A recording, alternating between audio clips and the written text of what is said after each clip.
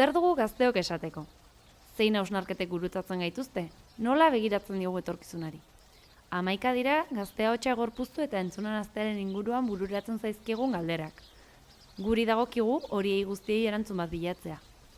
Amets eta Ibai, bi nafar parez pare. Euskal gazteria, sorkuntza, teknologia, berriak, musika, euskara, etengabeko mugimenduan dagoen munduan pausa bat pentsatzeko.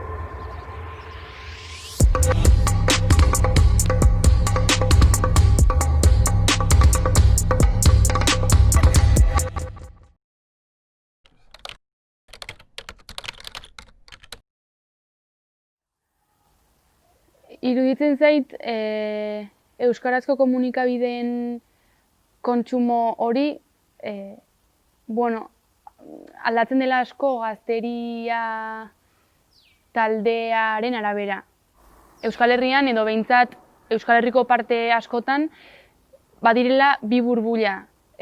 Bat, beste leku guztietan dagoen gauza bera, interesa, ez? Edo informazio batengana heltzeko dagoen irrika hori, baina hortara iristeko badago gero euskararen burbuila ere. Eta orduan ja bi pausu dira, ez? Bai. Lehenengoa gainditzen duten horietatik, edo gainditzen, pasatzen duten horietatik, ez da esan, iragazi egiten da eta gutxiago heltzen dira horretara, ez dakit, hizkuntza normalizatu bat duen. Bai, eta gainera, nolabait egin behar duzu esfortzu bat ara iristeko. Agian pixkat erronka hor dago. Nola iritsi jendearengana jendeak hainbeste bilatu behar gabe. Egin behar duzuna da beste hizkuntza batek eskaintzen ez diona bilatu eta saiatu hori eskaintzen. Bai. Osea, gertatzen zait, iruditzen zait askotan, zerbait gertatzen denean, jendeak agian gehiago jakiten du hori. Adibidez, memeengatik.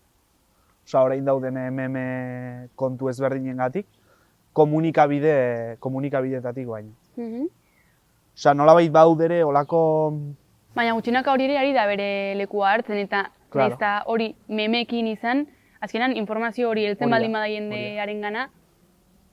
Nire ustez bai ari dela irekitzen hortik bide bat, lehenago hutsune bat zuena. Eta gainera uste dut,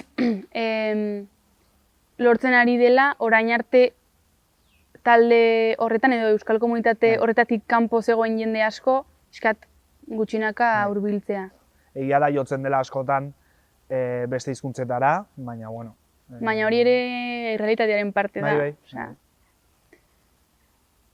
Iruditzen zait orokorrean nahiko egoera honean gaudela musikariok publiko bat dugulako.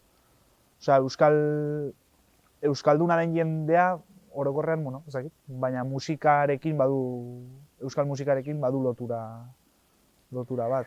Gero, nik ere gehituko nuke iruditzen zaidala ez bakarrik gazteria, baina oro har euskal jendartea beti bizi dela, eta ni hor barnean nago, atzera begira bezala.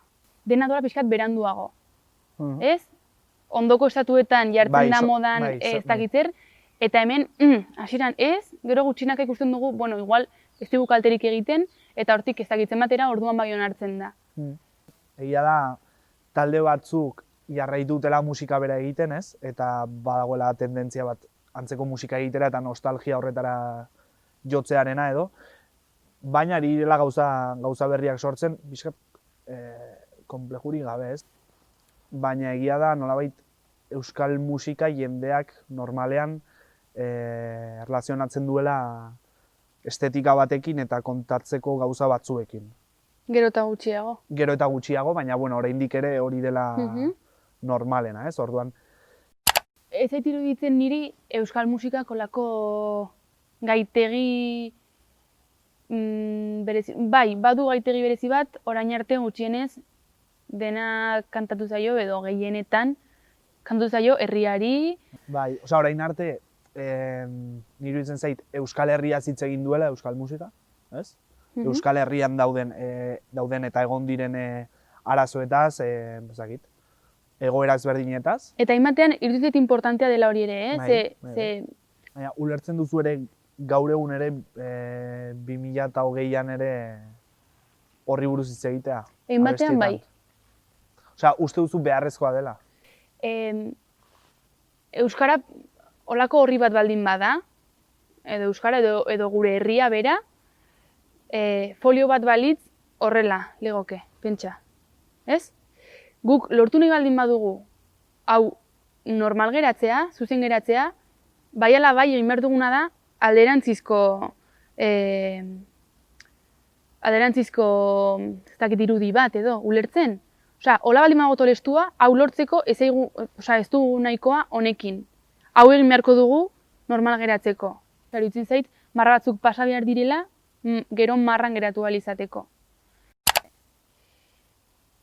Aipatu dugun bezala egia da, gero eta gehiago teknologiek badutela leku bat, gero eta garrantzitsuagoa, gizarte honetan eta mundu mailan. Eta uste dut, lehen aipatu dugun bideo hortatik, sare sozialik badutela paper garrantzitsu bat.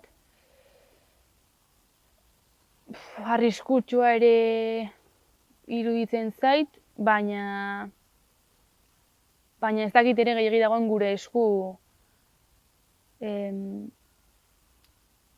horrek aurrera egitea, ala ez. Iruditzen zait, ja oso sartua dagoen zerbait dela, eta funtzionatu dezakela gauza askotarako. Pixkat ateratzen zaidan edo sortzen zaidan beldurra da, ea hortik kanpo dena geratuko den pixkat basamortu batean, edo bai geratzen den mundu hori sareetan eta holakotan, eta ea horrek kalean izanen duen ez dakit eraginik edo kaleak hustuko dituen teknologien indartze horrek. Bai, posible da, ez dakit. Uste dut mundu guztian ari dela olako zerbait gertatzen, ez? Eta bai, beste modu batean bizitzarena ari dela gertatzen leku askotan. Eta gurean ere bai, baina iruditzen zait, ez diogula guztiz uzten sare sozialei eta sare sozialetan sortzen aldiren edukiei edo, pertsonaiei, ez? Youtuberrak, influencerrak eta, modan dauden pertsonaje guzti hauei, ez diegula uzten Kalekorik entzen. Bai, eta guztiz ateratzen, ez? Orduan, hor uste dut lortu behar dugula oreka bat. Eta oreka horretan uste dut ari garela edo, ari direla horretan daudenek. Baina, bai, uste dut ari direla sortzen. Gero uste duguna, baino azkarrago doala ere iruditzen zait. Mendik 10 urtetara, ez dakit nola egonen den. Nik uste horretan jarri behar dugula indarra, edo, horretarako gai direnek jarri behar dutela indarra, eta horretarako gai ez direnek bai jarriko dute indarra bestean. Eta zuk adibidez jarriko duzu indarra bestean. Nik orain sare sozialekin ikasi dut, komunikatzeko beste modu bat, idazteko beste modu bat, adibidez, ez? Niretzat idealena litzateke euskal hori desagertzea, fuera. Lortuko bagenu gauzak ez euskal gauzak egitea, baizik eta gauzak euskaraz egitea, eta listo, eta horri buelta gehiago eman barez izatea.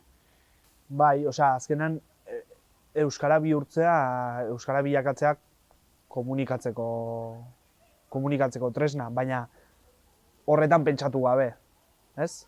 Hori litzateke... Baina horregatik diote eman behar dela kriston pelma eta pasa behar dela, eta folio hori jarri behar dela beste aldera. Horretara iristeko lehenengo eman behar da kriston pelma eta gero ja ulertutzat emanen da horrela dela.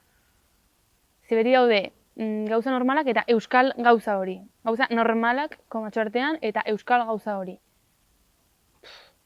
Eta horrek ere, ja, niretzat eragiten duena da isa bat jartzea edo. Justo horregatik positiboa da, nire ustez, euskal identitate horrekin lotzen ez ditugun gauzak, euskaraz egiten direla ikusteak. Orduan, bakarrizketak, humorezko bakarrizketa, estatu batuetako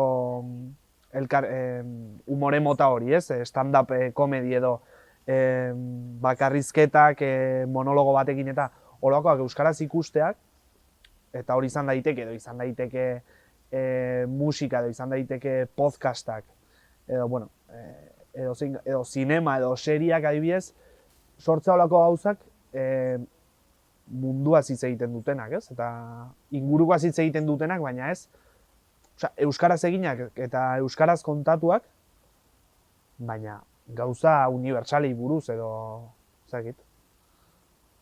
Holako gauzak ikustea eta entzutea uste dut positiboa dela normaltasun horretara iristeko, ez?